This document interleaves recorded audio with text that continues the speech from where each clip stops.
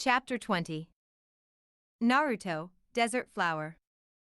The whole floor gyrated with the subtle thumps of music being played by the side. It was, after all, the last get-together for all the guests conjured up in the Sand Village before they traveled back home.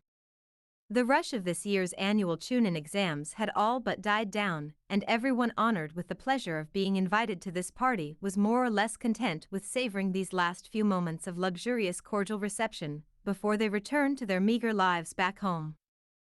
You don't look too comfortable, if you don't mind me asking. I'm comfortable. Is it the food, perhaps, not to your liking? No, it's nice. Naruto sighed, for what seemed like the umpteenth time this evening. It was a given fact that since he was playing host during this gathering, he himself was accountable for making sure each of his guests were comfortable and properly taken care of. But this wasn't how he'd expected to play host. Listen, you don't have to put up a front with me just for the sake of your grandfather. I won't rat you out, I promise. His reassurance did seem to have an impact. Shoulders slumping, Kuratsuchi heaved a sigh of relief. Flicking a drink from the waiter tumbling around, Naruto offered it to her courteously. Kuratsuchi, apparently not one for formalities, when her host himself seemed to have no qualms with her, chugged it down in one gulp. I don't really like you all that much. Her honest confession made Naruto throw out a warm chuckle. Yeah, I figured it out a while back, you know. His comment earned him a sharp slap to the arm, courtesy of one flustered-looking kunoichi. Why have you been hanging around me all evening then? His blunt question made her flinch, her eyes subtly darted to her back, too subtle for anyone but the keenest of eyes to have noticed. Naruto did in fact notice it, and glanced back to see her grandfather's feverish eyes trained on her back in the midst of his own conversations. He put you up to this. She didn't so much as twitch, too afraid to answer honestly and get caught admitting the truth to a foreign diplomat. Naruto had indeed been wondering why this girl, one who feverishly hated his guts, had been limping by his arm all evening, when she could have had better places to be, better people to associate with. Pondering over a solution, Naruto's caught the barest of visages in the corner of his eyes and smiled, having come up with a suitable plan to ease up the poor girl's nerves. Offering her a hand, may I have the pleasure to a dance? Looking as if struck by acid, never. Kuratsuchi bit right back. Maybe he should have offered her ramen instead. Eyes twinkling with mischief. Well, I'm glad you feel so pleasantly for me. I'm sure your grandfather will be too once he gets to know how pleasant you are to me. The way her pink eyes narrowed ferociously almost made her look, dare he say, cute. Kuratsuchi instantly looped an arm around his and tugged him along the crowd, straight to the dance floor. You're the worst, she coughed out of everyone's earshot. I try, princess. Reaching the middle of the floor, Naruto settled his palm on the small of her back and smiled when she coiled her arms around his neck. Linking their fingers together, both started moving to the quiet, harmonic beats of the music. Kuratsuchi, being ever the rival, pushed her toe forward and scowled accusingly when he pulled back his own toe from being crushed beneath her heels. Their little battle of feet went on for a minute or so before the girl finally conceded her defeat and let her head be laid down by his hand, her cheek nestled on his shoulder to compensate for the slow music the orchestra had just tuned to now. You're an okay dancer. Knowing this was the furthest extent of a compliment he'd be getting from her tonight, Naruto took it with a smile. What can I say? I had an awesome teacher. Kuratsuchi laughed lightly, finally feeling relaxed. Thank you. She hadn't expected him to go so far just to make her feel at home.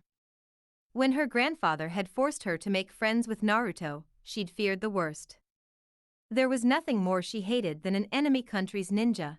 Slap on the name Namikaze to the back, and you had a winning combo that was hard to beat in her list of hate. But he had held her by his arm throughout the evening, taking every curt and cold comment she threw at him with a grain of salt. To think he'd go so far as to force her into a lovely dance just to make her feel comfortable was beyond what she'd expected from him in the wildest of her dream, not like she was dreaming of him or anything, dang it. Why the hell was his chest so plushy, for crying out loud? Just as the music started annotating the last of its notes, Naruto took her hand and spun the girl around, earning a squeal of delight from the stone-faced kunoichi before he pulled her back closer to him and lifted up her thigh in one swift movement. Finishing their dance by leaning her back while he pushed his weight on her, his fingers teasingly traced her thigh through the slit in her gown and smiled seeing her flushed scowl. "Told you, I've got an awesome teacher." Before she could retort with some sort of sissy reply, a round of applause broke the duo's reverie.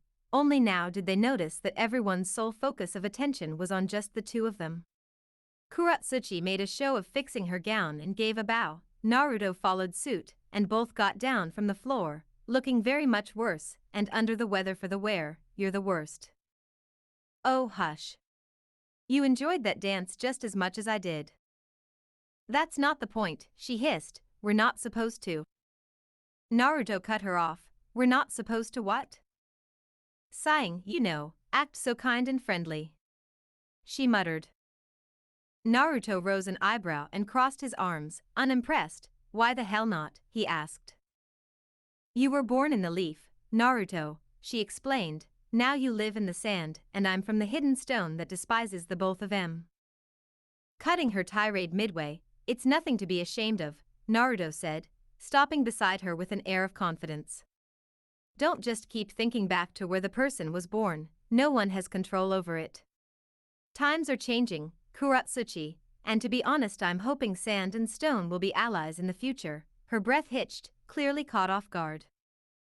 "Allies," she exclaimed, flushing when she saw all eyes turning to her with amusement. "I'm sorry, what?" she stuttered. Naruto took a step forward, making her take one back out of sheer instincts.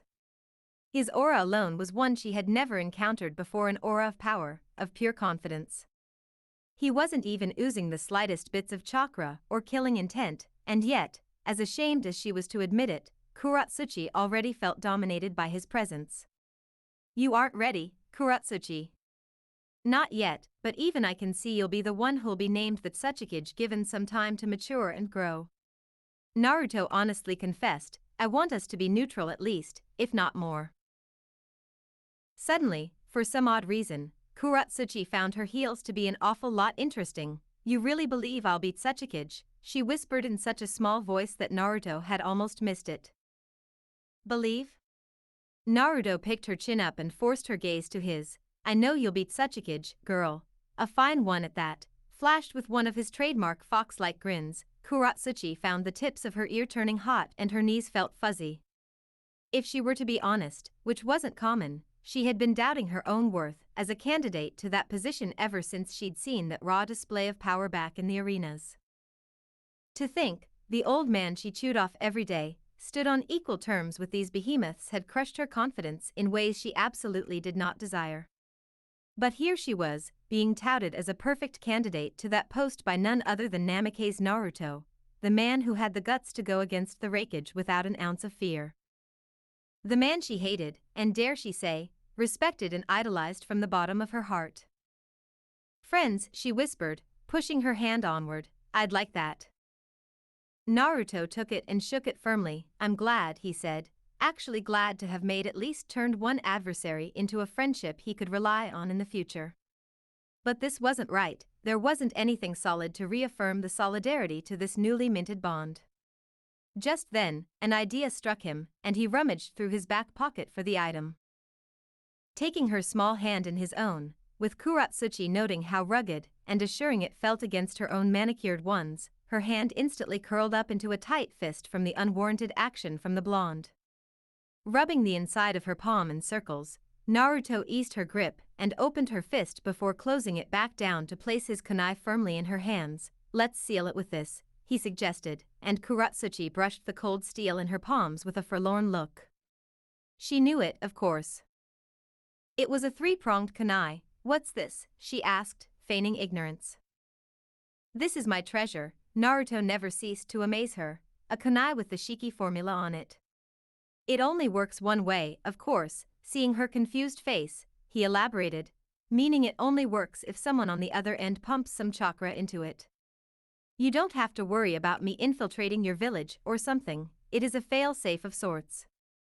If you find yourself in trouble you can't escape, and have no one to rely on, just ring me up or give me a call through this, and there it was again. Once more his eyes shone with that same aura of dominance she'd been enveloped in before.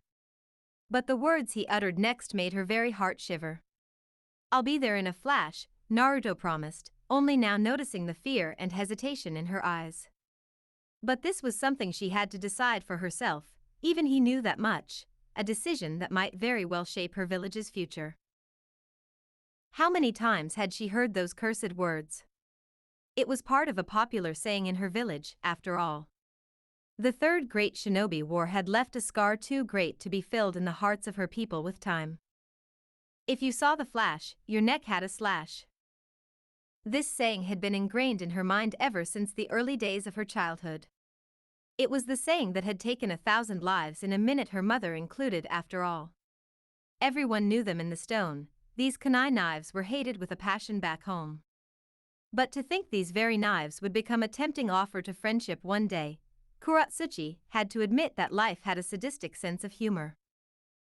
"My village can decipher this, you know," she admitted softly. "I can even call you into a trap and have you assassinated with this," her thumb lightly tracing the treasured formula perfected by the fourth Hokage, her own heart and mind unsure on how to go about this or what exactly she was supposed to make of this unexpected offer.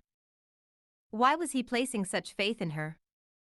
"Then you're very welcome to try, princess." Naruto's tone was cocky, mocking almost. But this time, instead of scowling or outright biting his head off, Kuratsuchi smiled lightly. She flicked the slit of her gown to the right, exposing her naked thigh, and the black belt holding a single kunai to him. Disposing off the prerequisite weapon it held in a trash can kept by her side, she tucked her new and trusted weapon safely in place. "I won't tell anyone of this, I promise, your secret's safe with me," she whispered, fixing her gown back in place. "But why go so far for me? Aren't we supposed to be enemies?" Naruto sheepishly rubbed the back of his head. "Why stay enemies when we can be friends?" He shrugged his shoulders, winking playfully. His words marked the end of their conversation, as an Anbu came by his side and whispered something in his ear, forcing said blonde to excuse himself from her. Seeing him go, Kuratsuchi couldn't help but murmur, "Friends, huh?" She grinned like a cat. "It's got a nice ring to it." Seeing him stride through the crowd like a lion of sorts, Kuratsuchi let her gaze linger on his wide and firm back for a moment too long. Were his shoulders always this broad? She hummed, I wonder. Her head tilting aside in honest confusion, she wondered if she was sick or something.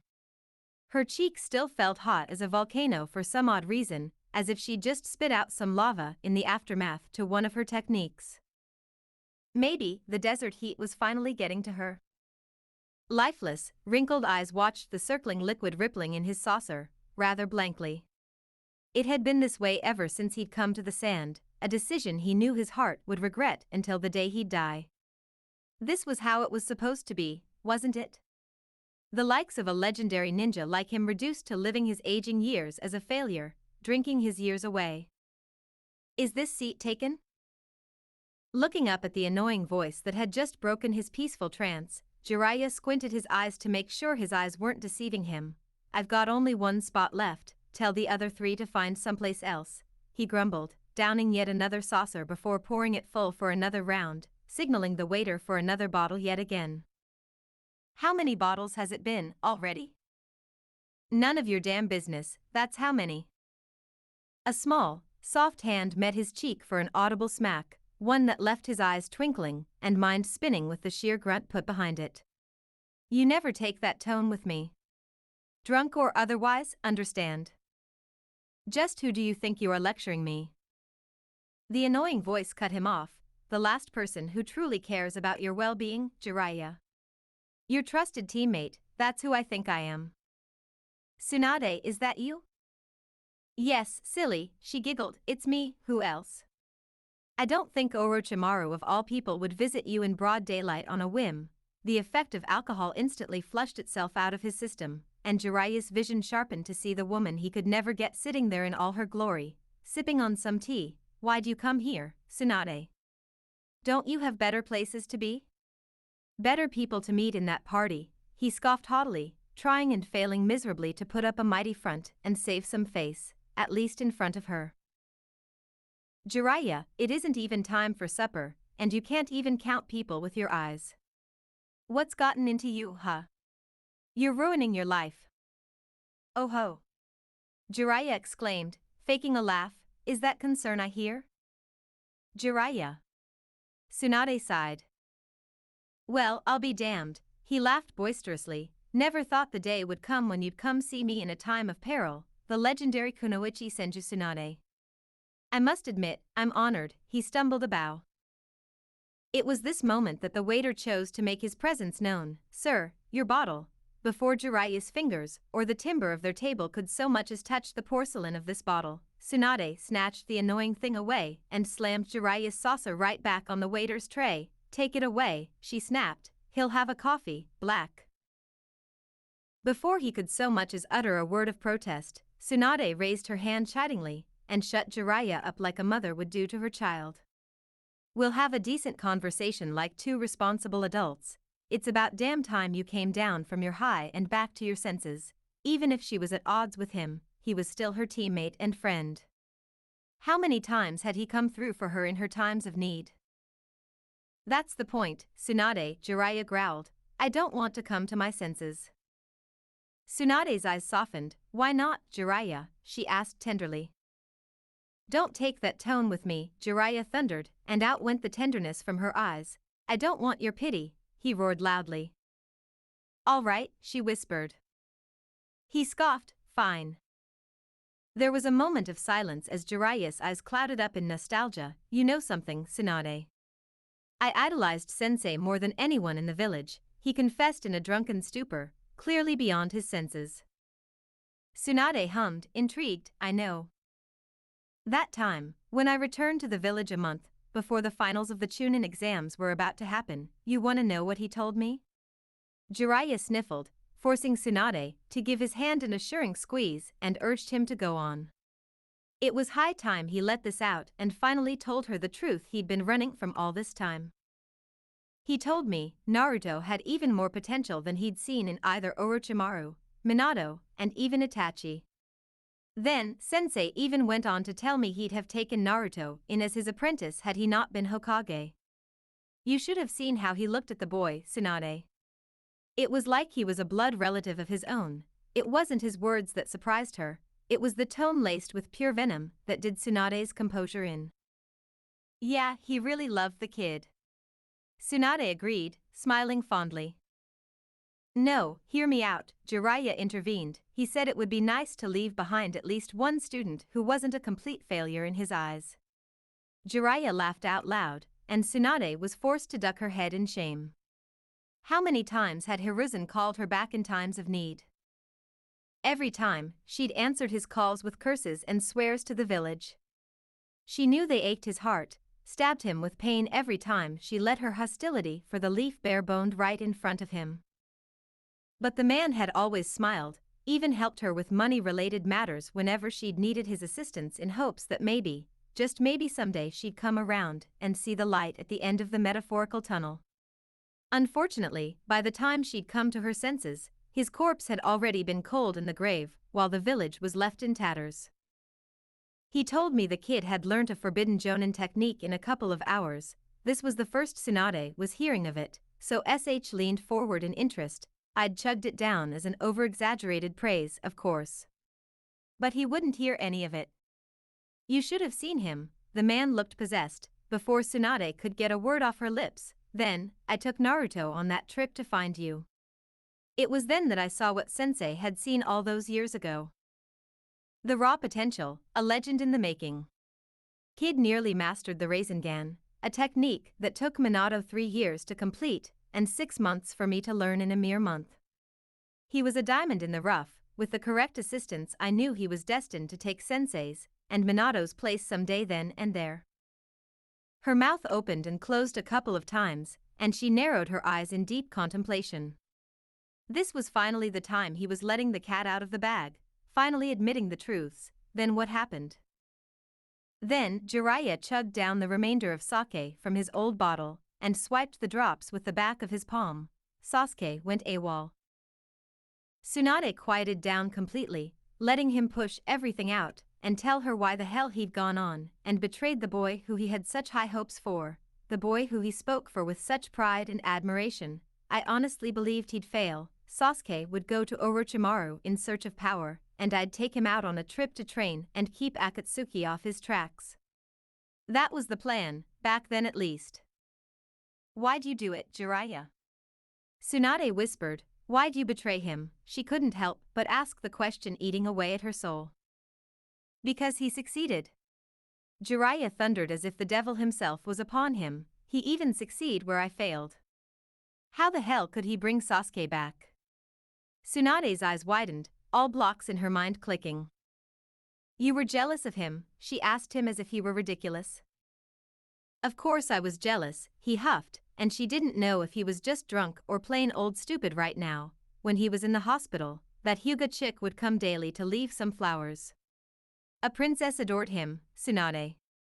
He had the genes and lineage of his parents, an untapped potential no one could hope to achieve given the proper guidance. You see where I'm going with this? He was a carbon copy of me, just a bit more imperfect and completely in reverse. He succeeded at everything I'd failed. Naruto brought back Sasuke, where I failed to bring back Orochimaru. He had the love of a princess, when I failed to so much as get a glance from the woman I loved. Tsunade looked away at that. Even the toads liked him more than me and Minato combined. Bunta said he was too stupid and gutsy, but they loved him. Plus, he had the makings of a perfect sage. Jiraiya crushed the bottle in his palms with a distinct shatter of glass and porcelain. So when the villagers turned on him for bruising up the Uchiha, I let them be. A lone tear slipped past his cheek, and Jiraiya hid his face in the palms of his hands. God knows I wanted to help him, but something dark bubbled up in my chest and I just wanted him to take it. He spat bitterly. I wanted him to feel the burden of my failures, the loneliness of a friend's betrayal, and the path of solitude that I've endured on my travels. He made a motion of his neck being sliced and spoke and smiled evilly, so I sided with the villagers instead of him and cut off his contact with the toads. Told them that he was a traitor to the village and got his contract completely annulled. He nearly cried towards the end. I took away everything from him and left him with nothing. Tsunade herself was openly crying now. To think she herself had a part in making Jiraiya fall so far was utterly painful and agonizing at the same time. Jiraiya, she honestly didn't have any words to explain her predicament right now. I'm the true demon, aren't I, Tsunade? Jiraiya, Tsunade didn't even have enough words left to console him right now. Whether the reason be hatred, pity or remorse she'd never know. Minato and Kushina left me in charge of their legacy, their baby. Sarutobi-sensei entrusted me with the care of nurturing one of his soldiers and training the village's Jinchuriki. He was my godson, my responsibility for God's sake, and I pushed him out of his home and kicked him to the wolves. Jiraiya slammed his fist on the table and webbed a link of cracks in it in despair. Why didn't you say something sooner, Jiraiya? What was I to say? He chuckled lifelessly, and who was I to tell? Tsunade had absolutely no answer to that. You could have told me. Tsunade blinked, realizing it definitely wasn't Jiraiya's voice she was hearing since it was so feminine. Jiraiya blinked, realizing it definitely wasn't Tsunade's voice he was hearing even in this drunken stupor.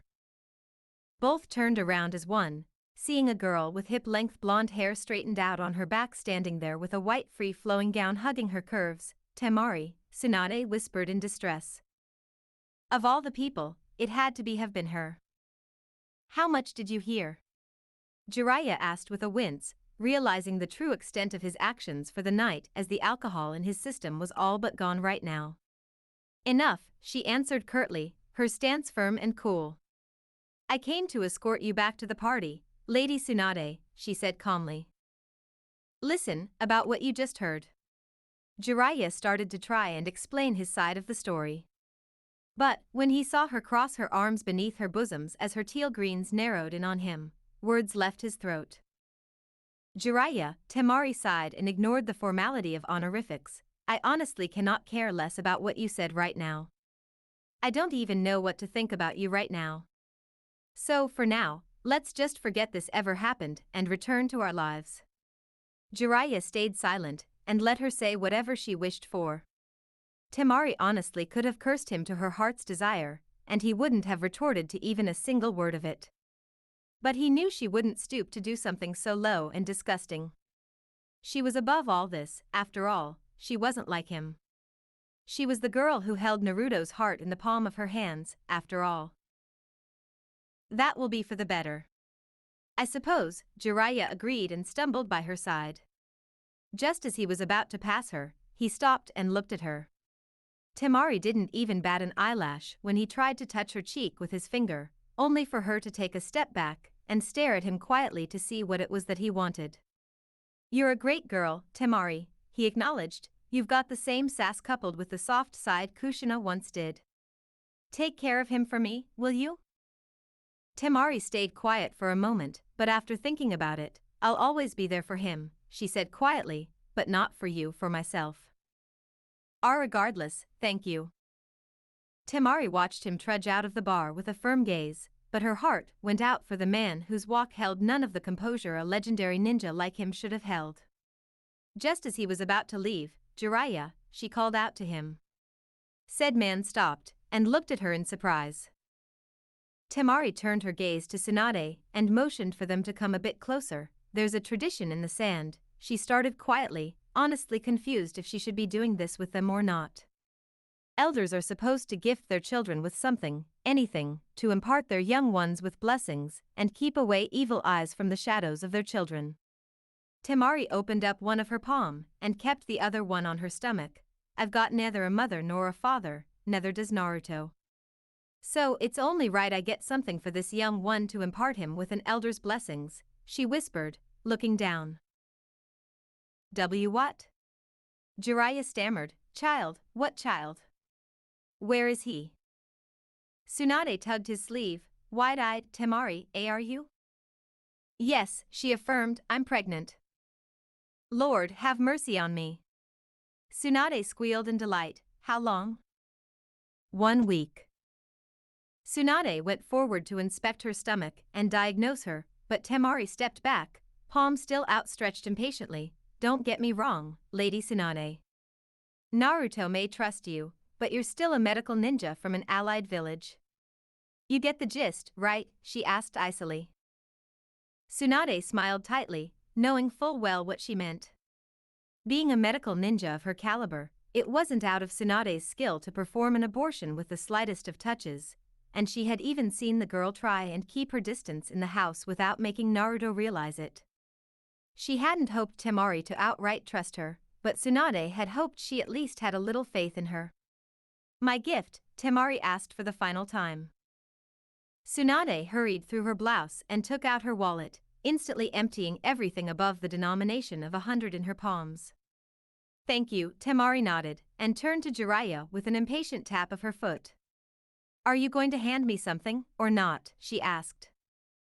As if someone had pricked him with a pin, Jiraiya shivered. Oh, of course, he nearly cried in joy. The news still hadn't seeped in enough. Naruto was going to become a father. Minato and Kushina were going to be grandparents, and Temari was willing to at least let him impart his blessings onto their unborn infant. He slid his hands all over his torso, his fingers tracing the black thread hung around his neck like a feather. Jiraiya plucked the necklace off, brushing the crimson ruby shaped into a spiral with a forlorn smile. This was Kushina's, he admitted softly, tracing the jewel as if it were the most precious thing in the world. It's all I have for now, Temari. Please accept it. The girl graciously took it with both her palms and clutched it to her chest with a warm smile. Thank you. Tsunade cupped the girl's head in her palms and pulled her blushing face down to plant a kiss on her forehead. Life is a flame that is always burning itself out, but it catches fire again every time a child is born. My grandmother used to preach me this when I was little. Maybe they'll revigor a new flame for this child too. It's truly a new era, Temari. Jiraiya took it as his cue to leave and try as he might to stop his face into wrinkling up while he bawled his eyes out in front of two ladies. Master Jiraiya, Temari called before he left, again, I'll see you at the baby shower, right? Her eyes turned to Tsunade. The both of you? Of course, Tsunade chirped up almost instantly, and looked behind to see Jiraiya leaning by the door with an arm as if he'd just been through war. He started leaving without a word, but both women heard a choked sob. "Jiraiya, will you accompany me?" Tsunade asked again. This was the only chance at redemption he might ever receive, but it was his call. Tsunade knew it. Even Jiraiya knew it. Jiraiya raised up his free hand with a chuckle. "I won't miss it for the world." With that said, Jiraiya walked out to find himself a bathhouse before he went to a shrine and finally made a trip to the cemetery back in the Leaf. Someone had to give news to Minato and Kushina, after all.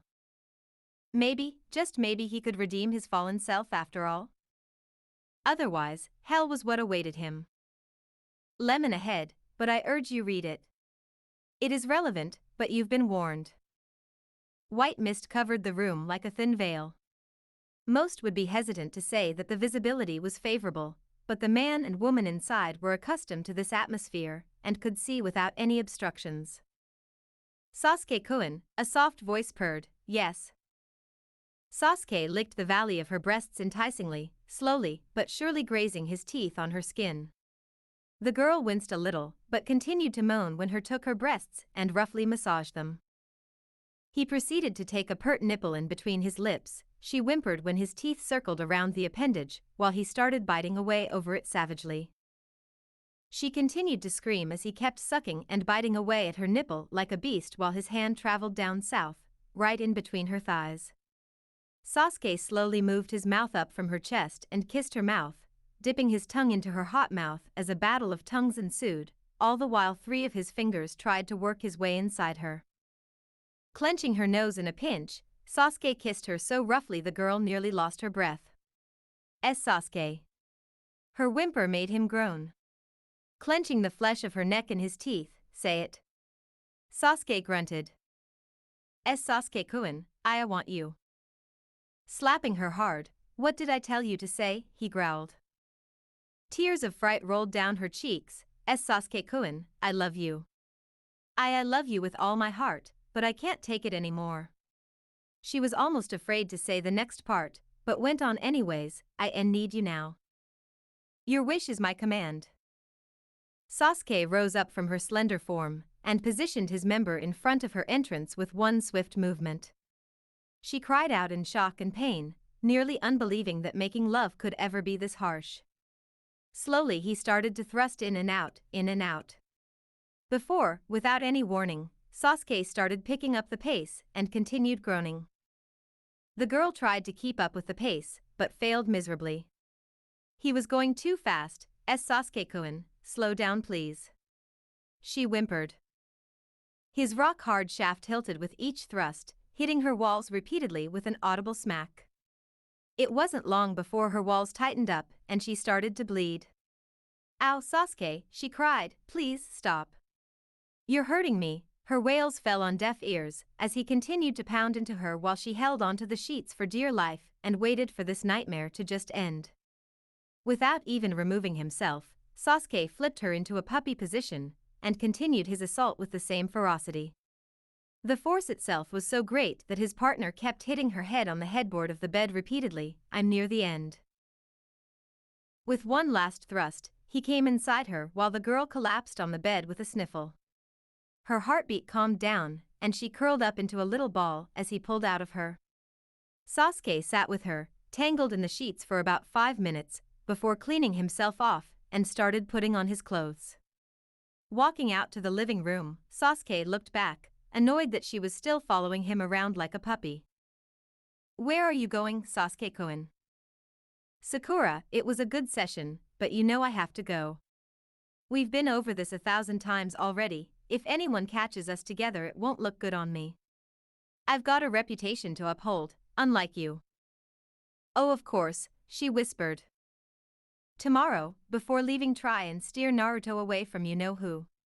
Make up with him and keep up public appearances, and I swear you'll have proven your love and loyalty to me. Next time he goes off on his own, my mission will finally have come to fruition." With that said, Sasuke left a naked Sakura whimpering in the living room. Little did he know that the couple had an audience waiting in the hiding for them.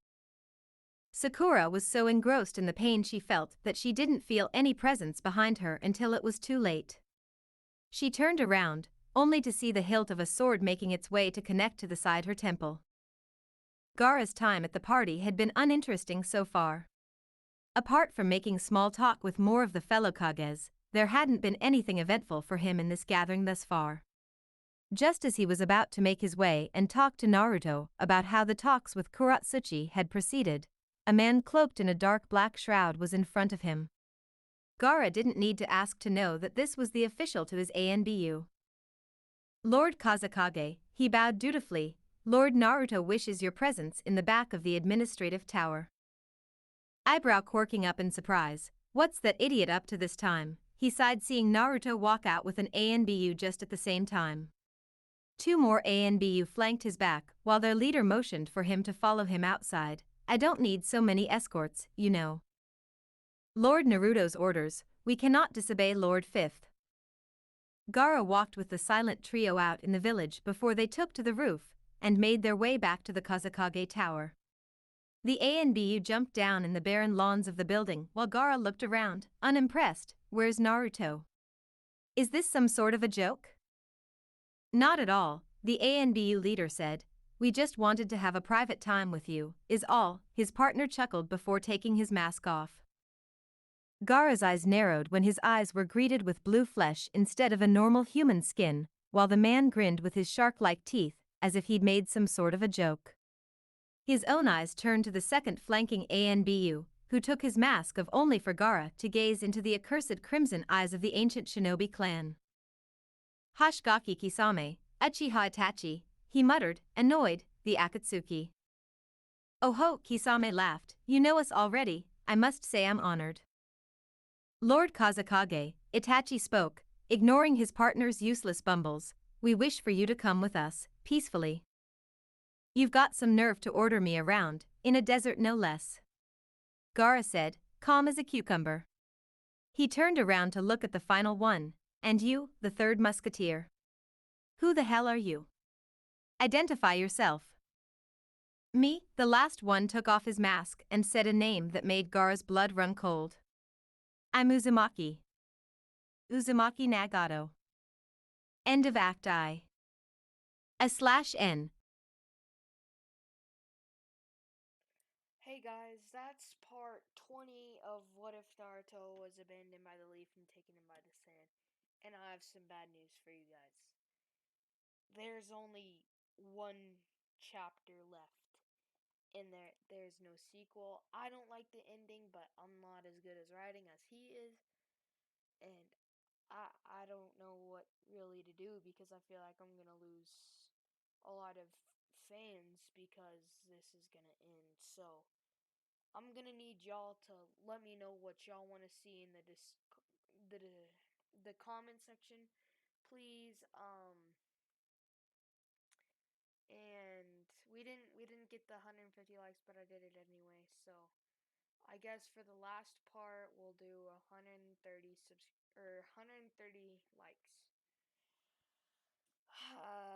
Love you guys so much. Thank you for all of the support, and I need more suggestions on what y'all want to see. Thank you guys so much for 650 subscribers. We're really close to 1,000. We're only 350 off, so if we can hit that, that's gonna be amazing. And I'll see you guys in the next part. Bye.